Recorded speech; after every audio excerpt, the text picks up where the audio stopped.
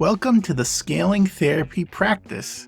I'm your host, James Marland. In this episode, we talk about one of the most potentially scary things for a therapist to do, but also one of the most necessary things to do. We're going to talk about raising your rates for your therapy office. David and I share valuable strategies for setting a competitive price, focusing on niche services, and building strong relationships and reputation while providing excellent customer service.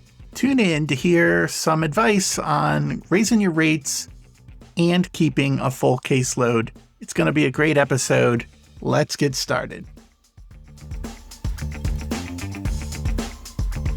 If people can't find your webpage, they can't find your therapy office. You know you have to show up on Google somewhere, but what keywords do you use? And what content do you put on your page to get found? And where do you put it? If you've ever struggled with questions like these, my friend Daniel Fava from Private Practice Elevation has a live course for you. It's called the SEO Basecamp Live Training Group. Enrollment opens January 30th, and he's only taking 12 students. Check out the link in the show notes to sign up for the course or to join the wait list. Daniel's going to help you rank up in Google, so don't delay. Check out SEO Basecamp Live today and join the training group. Psych Maven is proud to support the Scaling Therapy Practice podcast. And if you are someone looking for ideas that are tailored to your own personal style on how to scale and grow your own impact and income as a mental health provider, we hope you might check out our free online assessment.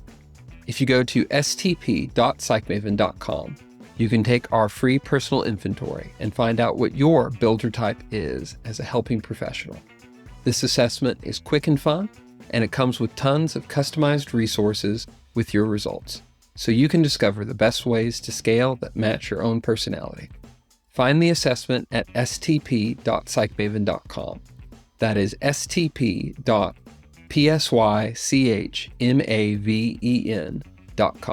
Have fun with it. Welcome to the Scaling Therapy Practice, a podcast dedicated to helping private practice owners grow their business without the grind. Tune in and join the conversation as we explore how to leave an impact on the world while building a thriving and sustainable therapy practice. Welcome to the Scaling Therapy Podcast. I'm James Marland, your host with Dr. David Hall. This week, we're going to be talking about raising rates and increasing rates for therapy offices. Before we begin, I want to check in with David on our new segment, Tools, Tips, and Tech. David, what is your... I said I was going to go first, but... But to unpack it. So James and I often, before we start recording, we're catching up and, there's a bit of housekeeping we're going through. And like this morning, before we started recording, we were going through online connections between emails. And so it just, we think about in this idea of we want to produce content that everyone's going to find useful or useful enough. And so when we come across things that we find interesting or useful, or it's making our lives easier and helping us, we want to share it. So, we probably talk about half a dozen different tools every time we talk. And there's some really neat new ones. And you told me one idea you're talking about. So go ahead and start. Yeah, for me, it's just a book I've been going through. And I think we mentioned it in some earlier episodes, but Atomic Habits by James Clear. Great. Yeah, my wife and I just started it together. We do a lot of, when we do road trips together, we'll often do audiobooks together. And it's very systematized from my wife particularly. I'm typically driving. And the way we do it is we have the audiobook and my wife has the physical book and this line of highlighters and pens. And she's going through, as we're listening to it, she's going through the physical book and like doing annotations or highlighting things in different colors. But it's a very absorptive process for her and how she's really trying to take it in. And so we're about halfway through it, but we started the book and it's an excellent book. And it starts off kind of telling he's not a psychologist, or he's just a person who started writing about habits as he experienced the transformative effect of thinking about things in his own life. I won't give away too much, but the book starts out with him telling a story of having a major head trauma during a sporting baseball accident. Yeah, he had someone accidentally threw a bat at him. I think they were hitting the bat slipped out of their hands, and it ended up doing massive head trauma for him, and he had to kind of rebuild his athletic capacity, and so as a high schooler, he began learning the benefit of consistency of certain things, and then he began writing about habits and kind of collected data and anyway. But it's just a lot of it's an excellent book. It's not a particularly long book. It's a very easy read. It's very kind of conversational. It's highly applicable. Yeah. You can use everything in that. Yeah. And so even so far, the week that my wife and I have been going through it, it's prompted a lot of conversations, a lot of reflection. It's the beginning of 2023 and we're recording this, and that was, the prompting is what do we want 2023 to look like? What do we want our lives to look like? What do we want the habits to be that reinforce them? How do we be practical and implement them? So that's for me one of the big things. But cool. For you, James, what have you been? So I'm gonna highlight a tool that I discovered a couple months ago. You might have heard me talk about it if you joined my newsletter or any of my blogs. But I use Descript a lot right now. Script is I got it initially first for just podcasting or recording things for audio, but they added some tools in the last update or two on video editing, and so. The premise of Descript is you record audio, or you can even upload audio. In fact, we're recording this here on Zoom. I take the files and upload the video files to Descript. And what it does is it creates a transcript of the recording. And then I can edit the transcript to edit the video. So it is really cool, because if you don't have super video editing skills, but you have marginal, word processing skills, you can edit the video to make it look nice. And something they recently added, or maybe I recently discovered, was video overlays. So you can create scenes and then put in either your own video, or they have a bunch of stock video footage or pictures that you can put in, sound effects, audio effects. If you check us out on YouTube, if you check us out as a podcast on YouTube, you can see like what the results look like there. Yep. And even just the audio you're listening to right now, like James and I are decently fluent in our speaking, but it's a lot cleaner in the version. Yes. Like our filler speech is being taken out, and it's an amazing tool. And for those interested in podcasting, and James will have that in the show notes. And so wherever you're checking this out, you'll be able to see links for Descript and the book. Podcasting, course creation, even blogging. Like I can record myself, take out the ums and the ahs, then edit the transcript, and bam, I have a blog. It is awesome.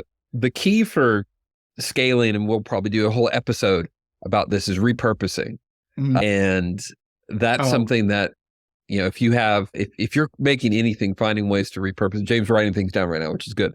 So you may catch it in a soon to be episode, but anyway, to segue, I guess. One last feature is studio sound, just studio sound, because I'm recording in a room that I'm fighting with the echo, because it's a small room.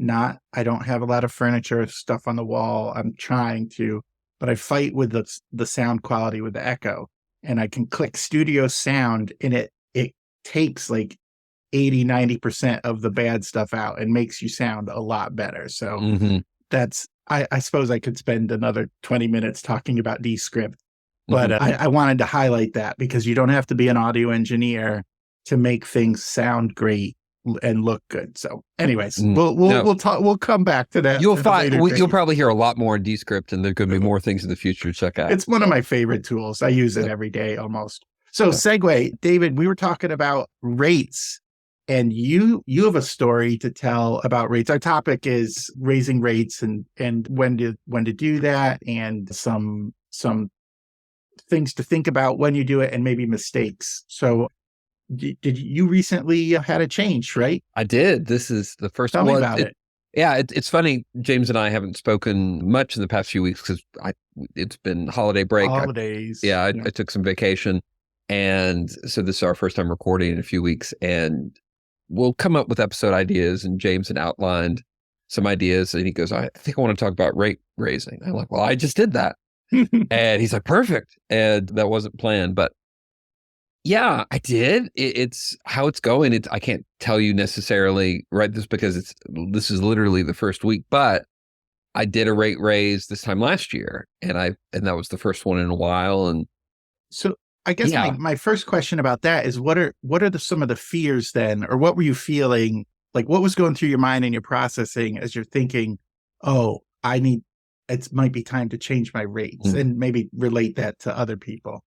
So the fear, I think for anybody, but definitely for therapists. And let me start out by saying, as a general rule, and there are always exceptions to the rules, but as a general rule, therapists are really squirmy about money. Mm-hmm. Most of us didn't get into this for money. Right. If we were looking to, we would have done something different. And I don't know anyone that got into therapy because they thought that was going to be the most lucrative thing they could possibly do. And so because of that, like it often feels there's something that feels kind of wrong about talking about it. We get uncomfortable. And sometimes, depending on the sort of practice you have, if you have an insurance-based practice, rate changes are often, it's about what insurance wants to. Right. You're not in control of that. Yeah, you're not in control of that. And so for some people, you might be in a practice where deciding rates isn't something that's a part of your flow because of the sort of practice you do. But I've been in a cash-based / out-of-network billing setting my entire career. And so rate setting, but the fear is, going back to we're uncomfortable about money. The fear is, I think the first fear is people are going to leave. I'm going to lose clients. Right. That people are going to say this is too expensive. This isn't worth it. It's going to rock the boat. People are going to leave. I think that's the first fear. The second fear is maybe they won't leave, but they'll be upset.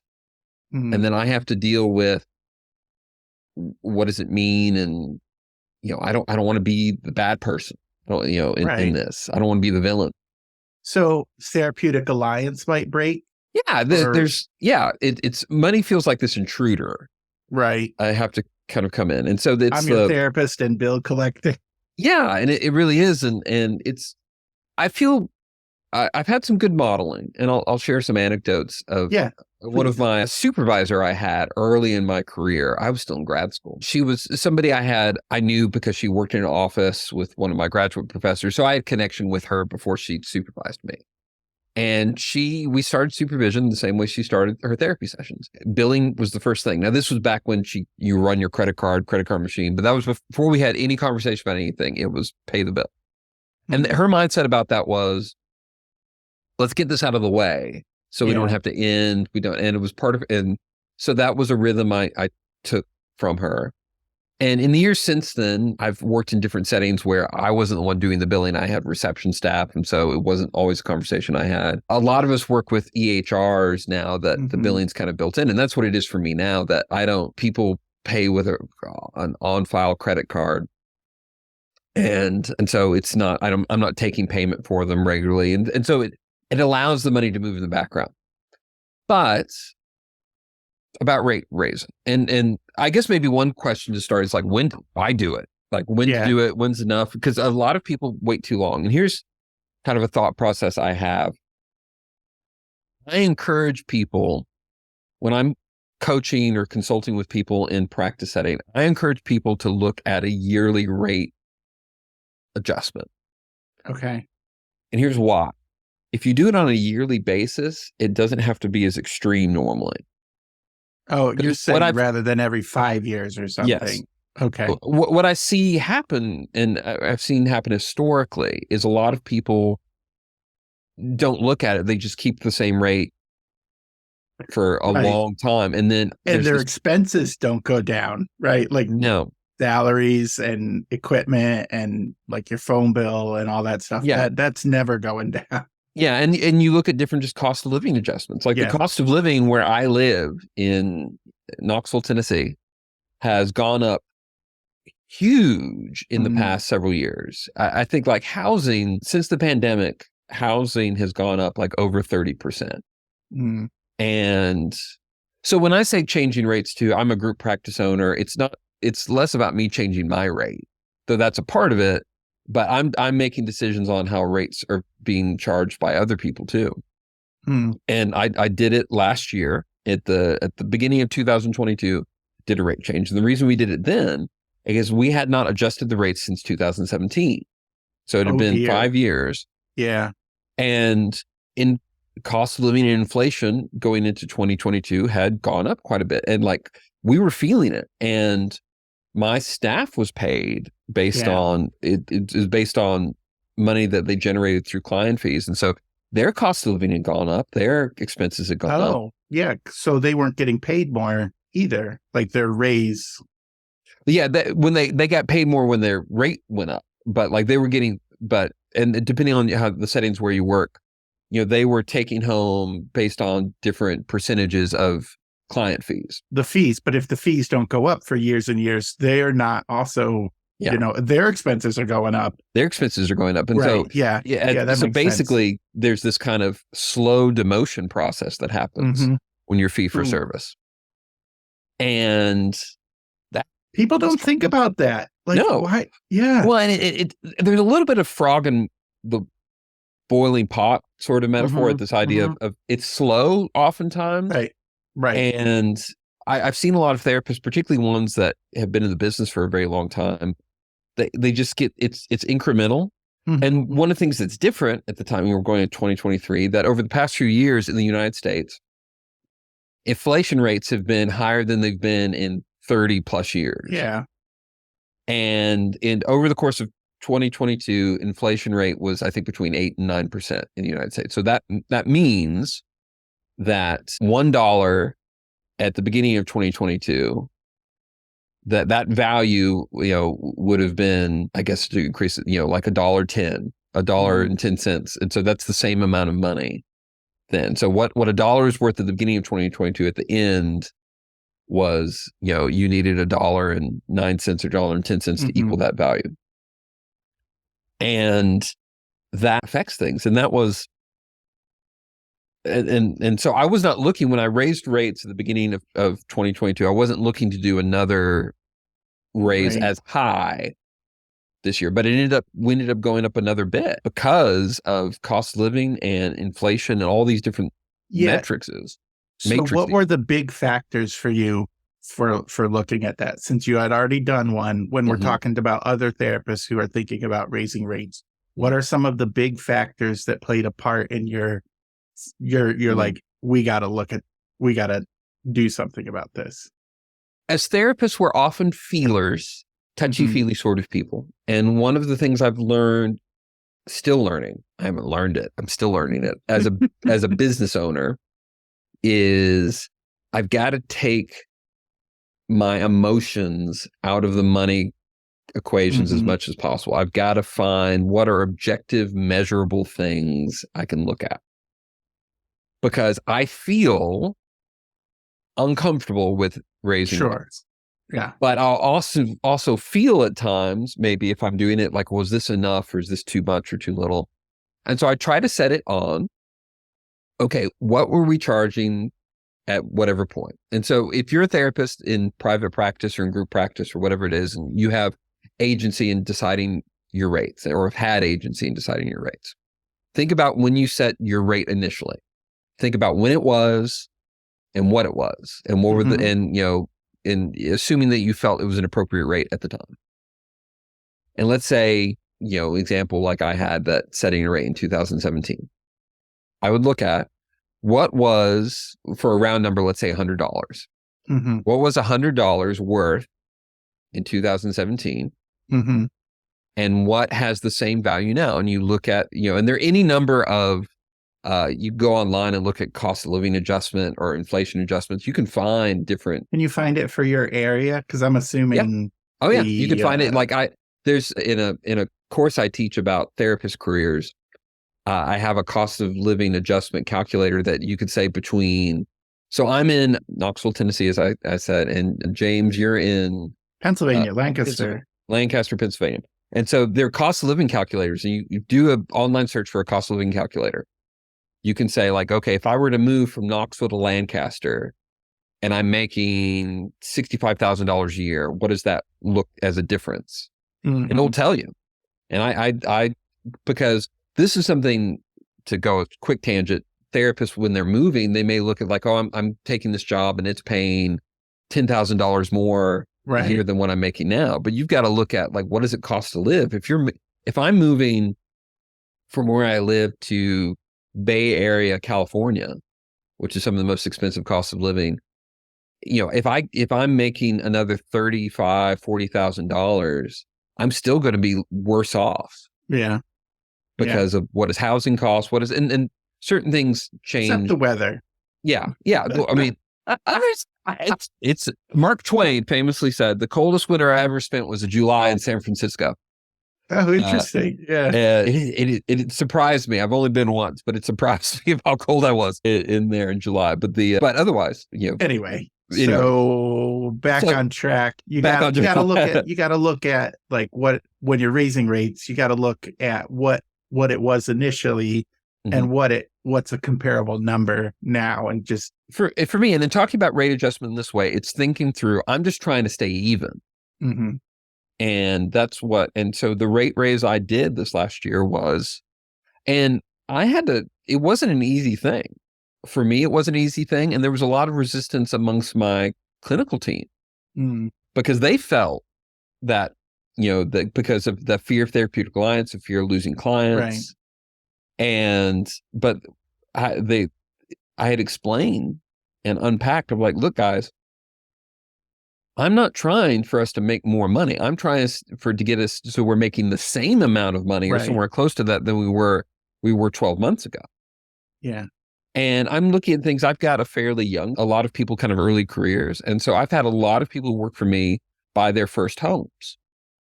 And I've had 2 people this last year, 3 people buy their first homes. And and so these are factors of like in the housing particularly has gotten so much more expensive. Yeah. But this affects how I communicate. So as a segue to, if like, okay, how do you decide to in deciding how to raise rates, I'm looking at how do I keep things even and what are the measurements? The other thing to consider is, what does your community look like for pricing? Now, there are rules about this. You can't, there are laws against, in most places, kind of setting standard rates in a profession. You can't say this is what therapists charge in an area and publish that. But you have the freedom to go online, and whether it's Psychology Today or going to individual websites, and see what other therapists are charging. Because what will sometimes happen, when I was adjusting my rates, that was one of the things. I looked at a few different other local practices to see what people were. Right. Because I had a goal where I didn't want to be the most expensive practice in town. Right. But then looking, okay, who is the most expensive practice in town? What are the rates they're charging? And okay, how do we aim for something that's not quite that high? But take your emotions out of it is my biggest encouragement. Like, look at numbers and also look at your expenses. Look at, like, if your expenses have changed, whether it's anything from, I'd say, like, my EHR at the beginning of this last year, my EHR costs went up exponentially. I heard a few stories. Yes. And it was, now that was not a cost of living adjustment for them. That was, anyway, I went on online rants about that, and I'm not going to speak her name, but a lot of expenses went up. Looking at, I look at utility bills. I look at kind of all these different things. And now some therapists won't know these numbers. You just may pay a bill. And this is something where knowing your numbers, this is my friend Gordon Brewer. This is one of his. Does he have a podcast or he does course, Know Your Numbers? Money Matters. Money Matters in private practice and so that's a practice of therapy with Gordon Brewer, and really check that out. But he's really big on that. And I'll put a link for all these courses and stuff. I'll put a link. It might, but it's a huge thing to know. But if you don't know what you're paying on a monthly basis and you don't know how it's adjusting, it's really hard to then make decisions about what rate raises are. But know your numbers. Know your numbers, absolutely. But yeah, and think about strategies of how you want to communicate it when you decide to do it. And for me, I wrote a letter. Now, because part of it is I'm making a decision, my wife and I, because we're co-owners in our practice, we're making a decision collectively that are affecting our team. And so I do want to take a certain responsibility for that. They have to live with it in the relationship with their clients. But so I composed a letter. I did it last time I raised rates, did it this time, that went out to all our clients. And it says, like, we're just to let you know, this is a notice to let you know that we're increasing rates starting January 1st, 2023. Here's, and here's the adjustment. And, but I do explain why. I'd be like, this is 12 months after our last adjustment, and it represented about a 9% increase. And so realize that this can be a hard thing for a lot of people. Here's why we're doing this. Like, this has been the cost of living and inflation rates over the last 12 months. It's important for us to take care of our clients, but it's also important for us to take care of our staff. And for us, you can't have good therapy without the right people. Yeah. And their costs have gone up, and this is why. And we added something to it, that we have reduced fee options in our practice. We have a scholarship system of how we do it. And we say, like I say in that, like, if this rate raise means that affordability of therapy changes for you, please talk to your therapist, as we can see about, doing different scholarship offerings for people based on need. Because I don't want to tone deaf to that. I don't want to be, I realize that this is, and I also know that for certain clients, it is a burden. But I also know for other clients, it's not in the same way. Now, that could do with the clientele that I serve.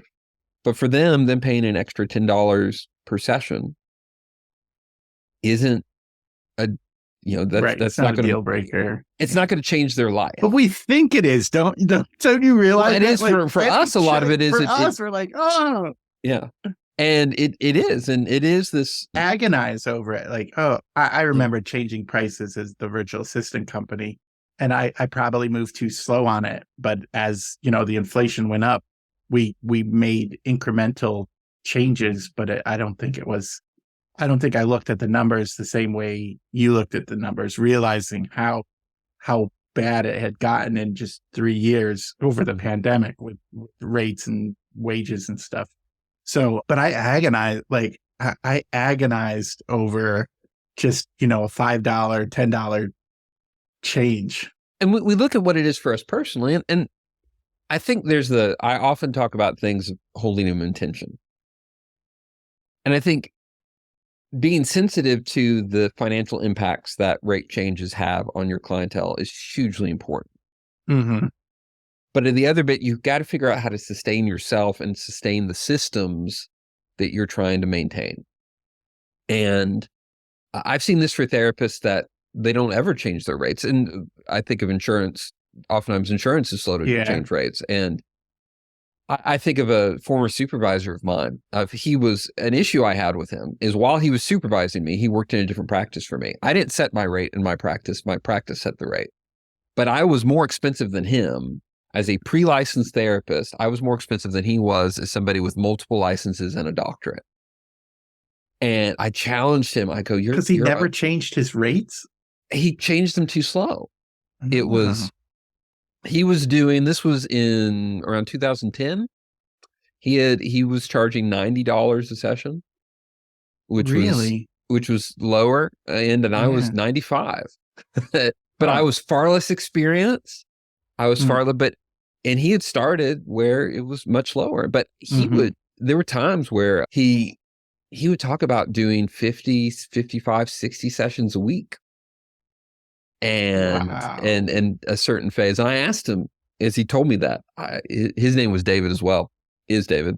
And I said, David, was that healthy? And he said, well, I had 2 kids in college at the time. So in that sense, it was healthy. Yeah. And because for him, it was his answer for my expenses are going up.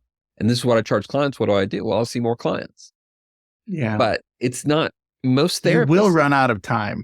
There is a limit. Like, time is a scarce resource. It's one of the scarce resources we have, and that's one of the pillars of this podcast is you only have so much time, and you don't want to grind yourself to the dust. Full-time practice, and this is a question I get asked, and because people wonder, like, well, what is full-time practice? Statistically, because groups like AAMFT and A keep statistics on like when someone who's in private practice, how many sessions do they see? And it tends to run between about 20 and 30 sessions a week, tends to be pretty full-time for people. So he was doing double. But yeah, he was doing double what most people, and it's not that if you're in practice and you see more people and that feels sustainable for you, more power to you. Like I don't want to cast shade on anybody depending on, because different people have different capacity. However, I know plenty of people that they hit that 20 to 25 range and they feel kind of that's their top end emotionally. And it's emotional drain. Yeah. That's another limited resource. Yeah, it is. You may have hours, but you may not have the capacity. Right. Yeah. And so then it becomes, okay, you're at your emotional top end and people will be like, well, I'll see more clients, but then are you going to burn out? And so some of rate increasing or rate changing is a way that you protect yourself against burnout and protect yourself. Sustainability. You preserve yourself for your clients. Yeah. And so it's not that it's easy. I want to acknowledge that this is not an easy thing and there are fears there. But I will say, I don't have that. I don't have the data in yet of what's going to happen with this rate increase. But I began sending out notices to people 6 weeks ago.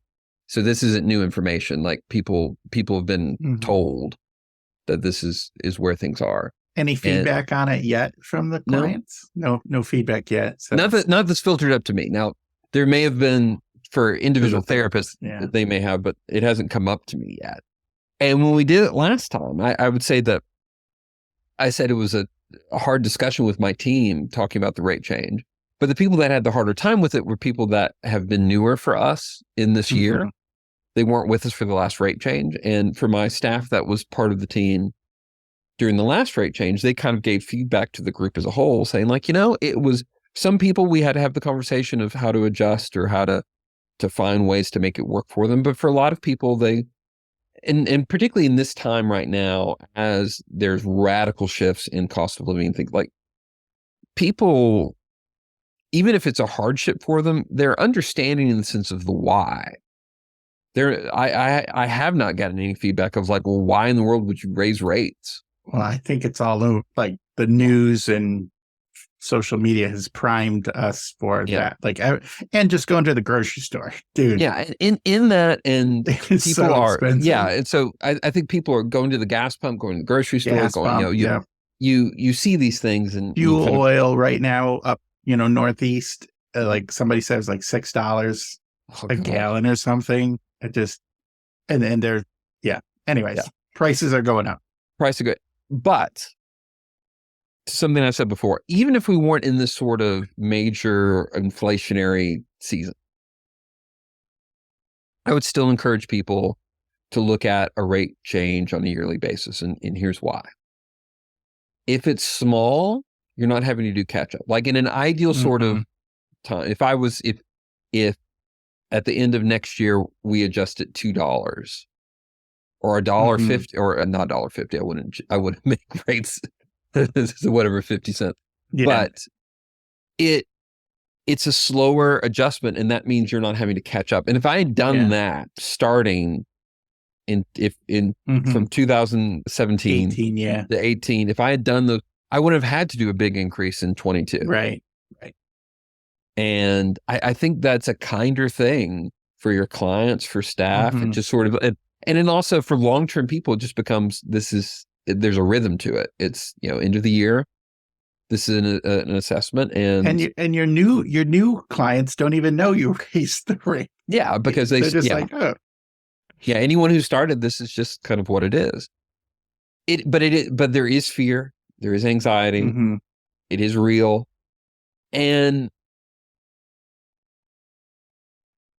but you've got to think about the margin has to come from somewhere, and if you don't look at your rates, that margin means it's going to come for you personally, or the people that work with you. And is that fair?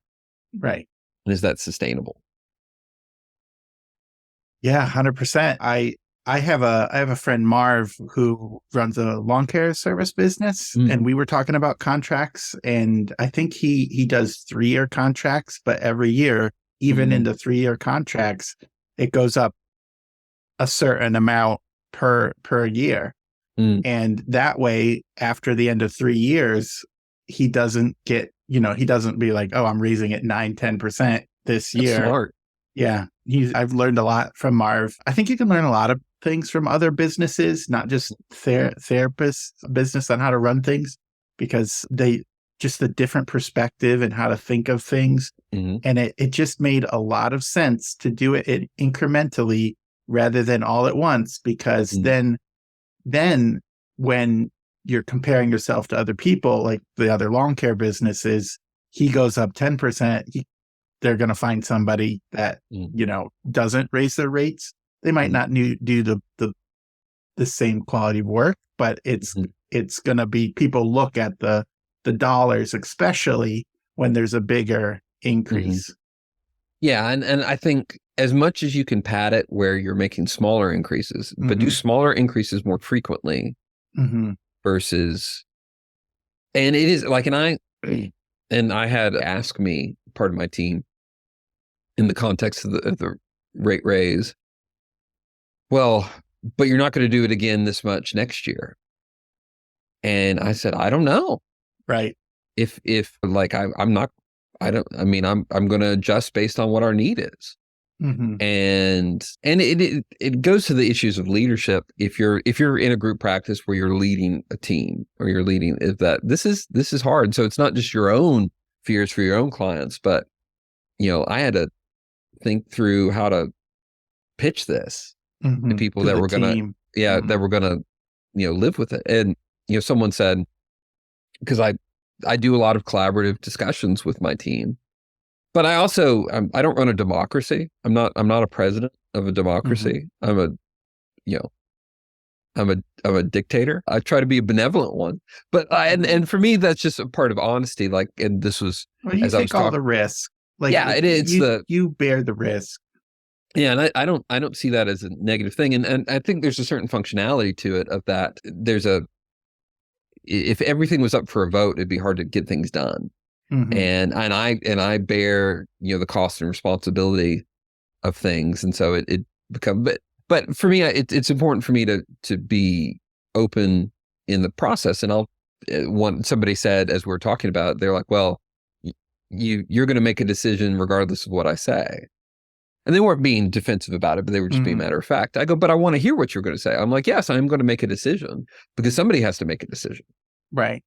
And this was something to reflect on going through COVID. And here's I had to make decisions, a lot of decisions, in particularly 2020, about how we were going to operate. Without a lot of data, man. Without a lot of data. We didn't know so many things. And making a decision of when in March of 2020, when we were going to stop seeing in-person people, and when were we going to be back in person, and what were our office protocols, how we were dealing with things with masking, how we were dealing with our clients and how they felt about it. Because we had clients all over the place in their opinions about that. And I was constantly having to evaluate what we were doing. And one of the things I told my team throughout that season is I said, look, guys, I accept that I'm not necessarily making the right decisions. And I apologize if some of the things that I'm deciding on end up being incorrect. But somebody has to decide. I'm not saying that I'm right. I'm just saying I'm just the person that's in this position that has to do something. And the clarity of direction often trumps the confusion. Like, if you have a direction, people will often get in line, as long as you're, humble enough to say, I don't know exactly how this is going, but this is where we're going. This is where we're heading. And it will often, bring in people to get on board with the decision, as long as they know that there is some clarity there for what's going on. And I'll say, like, I want to, if I make a mistake, I want to own it. Well, want maybe too strong of a term. I accept it's a good thing. I'm not always thrilled Right. That's to acknowledge the mistake, but I believe that's important. But going back to the discussion on raising rates, I think that's part, like, it may be hard and there may be difficulty. It may affect things, but it's not something you can ignore. And I think in the context of when we're having this conversation of, I think the last time inflation rates were like this were like the early 80s. And so it's not just that there's constantly changes in pricing, which there have been, but they're changing in a very very quickly. And if you don't pivot, if you don't adjust, it's not, you can't ignore it. It will affect somewhere. And one of the big things, if you ignore it, it's going to come out of your margin, like you or your team's margin. You're going to do that. We've covered a lot of ground. I had a section here on mistakes. Is there any big mistakes you can think about when not doing it quick? Like I said, not the big mistake. I would say is not doing it quick. Not doing it often enough, and historically not being too emotionally driven in deciding rates. And I've had a lot of freedom over the course of my career in that for large sections of my career, I did not set my rate. I worked for somebody else and they set my rate. And so it would, there's the freedom of not having to make the decision. But since I have been in leadership positions of having to make that, it's the realizing like I need to do this more frequently. I need to think about it more strategically. And I think that, and I think it can be a mistake if you undercommunicate your reasons. I think it's good to, if you're setting rates for other people, to really bring them in as much as you can to the decision-making process. And for clients I would over-communicate. I think because there's fear and embarrassment that sometimes people will really low-key it. Like they'll be like, oh yeah. And by the way, rates changing, moving on. And that's why I said I did a letter. Like I wanted it to be something that, and it gave my therapist freedom where they didn't have to sit down and explain it all. It was that the clients got a letter. And therapists did have to say like, hey, do you have any questions about this? Do you need their needs? And so again, just being upfront about, and if you're looking to raise rates because you have the sense of, well, my costs aren't changing. It's not relating to your costs. It's relating to, I think I'm worth more. That's a different conversation. And that's a different, and I don't want to shame that. I am far more expensive now than I used to be because I'm very selective on taking new clients. And if you are going to work with me as a new, like I've got a lot of responsibilities. And so I have to really make my therapy time at a certain price. And so I'm more expensive than most of the people that work for me. And so when I raise my rate, it's a different thing. Right. And so I don't want to shame that, but but I think what we've covered today really feels like, the target of what we were going for. Just the beginning of the year, start of a new year. Yeah. You think about your budgets and just different things. And if you don't have a budget though, you need a budget. So if this has prompted another thing, think about like, if you're just kind of feeling your way through your finances, you won't scale well. Julie Harris from Green Oak is releasing a new book. I don't think it's released yet. Profit First for Therapists. Yeah. The collaboration with the Mike McAllitt's brand. And she did the Money Matters course with Gordon Brewer. They did that together. And okay. Yeah. Yeah. So if to really, as the theme of our podcast is scaling, you've got to know where your costs are, where your margins are, what's profitable for you. Because sometimes people will think like, oh, this would be great if I did this. And it may not be a really profitable use of your time. And until you really have clear ideas of, where money goes for you, it's really hard to scale. But it's definitely hard to decide, like, if I'm pricing myself well, if you don't really have those numbers. So if you're not there before you even think about changing rates, forget the budget, to have a good budget.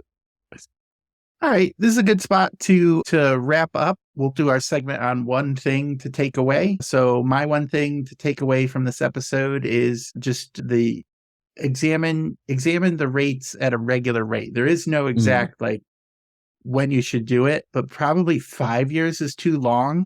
And with this increase, feeling out the situation, once a year might even be, if things change drastically, once a year is minimum, like to review it.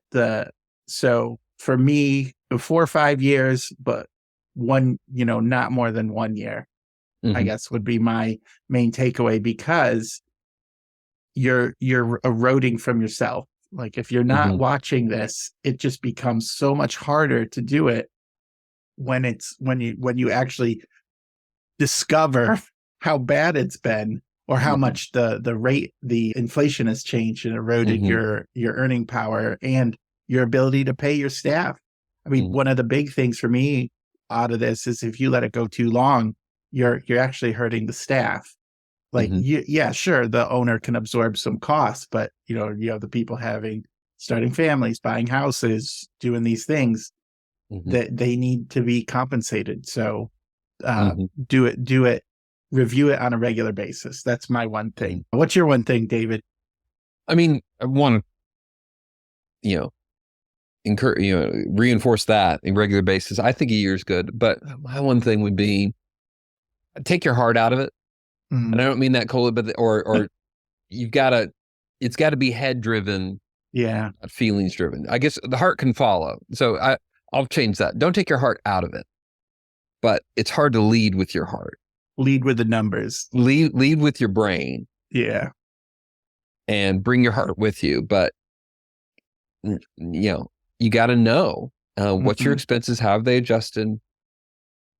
And because otherwise it just becomes, sometimes people will do this like playing the game Battleship. They just kind of throw things out, E7, and they'll, it's a funny sort of thing. So I adjusted different people in my practice. We have a loose system in our practice of what people charge based on where they are in experience and licensure. Like licensed people generally charge more than unlicensed people.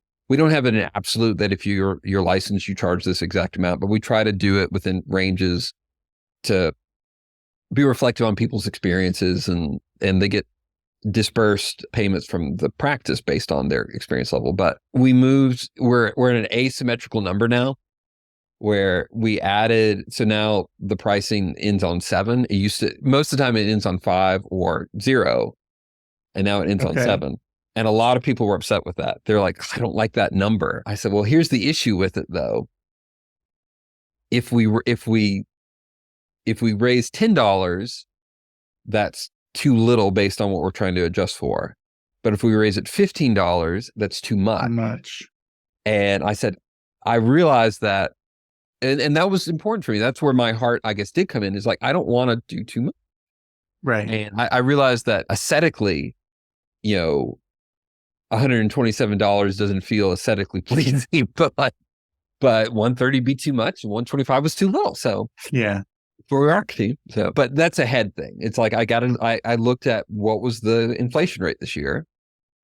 What does that percentage break down to what our current rates are? And this is where it went. So great. Be head forward in it. Awesome. Well, David, thank you so much for joining me for this discussion. This is James with the Scaling Therapy Practice. Thank you so much for joining us. We will see you next time.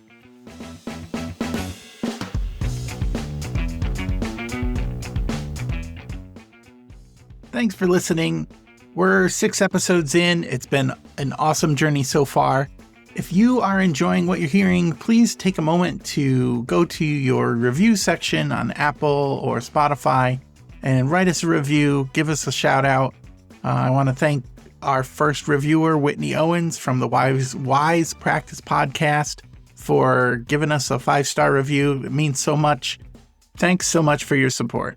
We'll see you next episode. Thank you for tuning into the Scaling Therapy Practice. We hope you found the information helpful and informative. Please keep in mind that the context of this podcast is for general information purposes only It is not intended as tax or legal advice. If you have any legal questions or concerns, we strongly encourage you to consult with a qualified professional in your area. The Scaling Therapy Practice is a proud part of the SciCraft Network. This network of podcasts provides both self-help and business-building resources to create an impact in the world and change people's lives. Check them out at SciCraftNetwork.com.